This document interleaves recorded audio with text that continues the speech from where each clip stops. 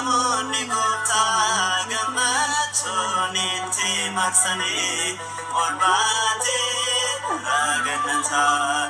Ergamoonni gooftaa gammachuun itti marsanii ol baatee raagannataa. Maariyaam ol baatee gara gannataa. Maariyaam ol baatee gara gannataa. Ergamoonni gooftaa gammachuun itti marsanii ol baatee raagannataa. Ergamoonni gooftaa gammachuun itti marsanii ol baatee raagannataa. Ilillee marsanii haadha waaqa isaanii erga isaanii teessee mootitti jechuuni. Ergamoonni gooftaa gammachuun marsanii kabajaachiif guddaa isaan faarfatanii ol baatee raagannataa. Ergamoonni gooftaa gammachuun itti marsanii ol baatee raagannataa. Daawwitis faarsaa yeroonni faarfatu baganaan harka isaa sagalee ni laatu.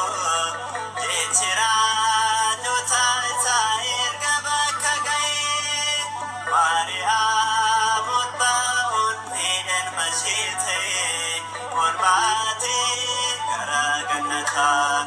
Ergamoonni gooftaa gammachuun itti marsanii ol baatee raagannataa. Maqaan kee dammaadhaa qabbana kannanee nuufis kan kadhattu abdiin mana daamee har'as ta'us borii baramaa baratti nu araarsuuf jecha keedana birate ol baatee gara gannataa. Ergamoonni gooftaa gammachuun itti marsanii ol baatee raagannataa. Ol ba'uu Maariyaamii nuti ni amanna. Daandii haabbotaarra nuti daandeemina. Kanaafis faarfannaa akka Maariyaam goosee ilma kee bantannu kottu nu eebbisee ol baatee raagannataa. Ergamoonni gooftaa gammachuun itti marsanii ol baatee raagannataa. Maariyaam ol baatee gara gannataa. Maariyaam ol baatee gara gannataa. Ergamoonni gooftaa gammachuun itti marsanii ol baatee raagannataa.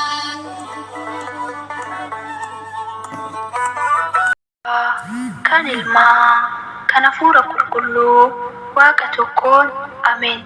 Nageenyi fi jaalalli Kiristoos iddoo lafa isin jirtan maratti isiniif haa baay'atu. Maatiin Waaqayyoo kan taatan akkam jirtu? Nagaa keessanii ani nagaa kooti. Galanni ulfinni Waaqayyoo haa ta'u. Akkasumas ayyaanota ja'a foggaan kabajamee oolu guyyaa ayyaana haadha keenya qulqulleettii durboo Maariyaamii ol ba'u isiniin ga'e. Amiin. Bakka walumaan nuun ga'e. Anis ayyaana sababeeffachuun walaloo gabaabduu qabadhee dhiyaadheera. Haga dhumaatti walaloo koo na caqasaa, itti eebbifamaa isiniin jedha. Maatii Waaqayyoo, ayyaanichi kan jaalalaa, kan tokkummaa, kan dhiifamaa, kan kabajaa, kan waan yaaddan hundaa itti argattan isiniif haa ta'u. Turtiin keessan mana Waaqayyoo isiniif haa ta'u. Kan dhiphattanii jirtan dhiphinarraa bilisa isin haa baasu Waaqayyoon. Ameen.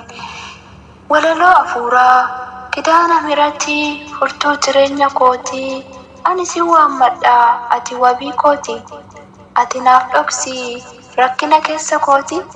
Haadha bara baraa yaa waadaa araaraa, yaa fakkaattuu abaaboo tsaggareedaa ifni kee ifa aduu caalaa.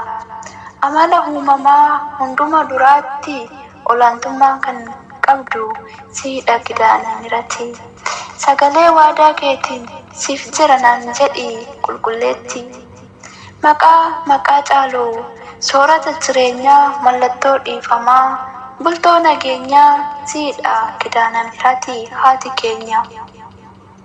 Gabri'eel ergamaa akkuma dubbate dubartoota jiran hunduma keessaa ati kan filatamte uffanni kee warqee irraa ifaa mataa kee irraa gonfoo urjootaa 12tu jira. Badhaasa koo dhugaa kennaa kee naaf adda jireenya koof ibsaa dhukkuba koof qorsaa olmaa kee akkamiinan dhoksa. Yaa qulqulleettii haadha gooftaa siinan darbee dukkanicha jalaa jireenyi koo harka kee irra jira. Waa'ee cubbuu kootiif naaf kadhu gifti waaqa irraa anuusi malee hin qabu haadha biraa. Yaa haadha araaraa yaa abdii cubbamtoota harka kee keessaa mallattoo ifaa guddaa gara alaatti bahee mul'ata. Maqaa kee waamee eenyutu qaana'ee beeka. Araarsummaa keetiin amanamummaadhaan yeroo dhukkubsanne dhukkuba keenya irraa ni fayyina. Arjummaa kee addunyaa maraa ni labsina. Kakaasee kan na jalqabsiisee kan na xumursiisee Waaqa uumaa keenyaaf galanni fi ulfinni haa ta'u. Ameen.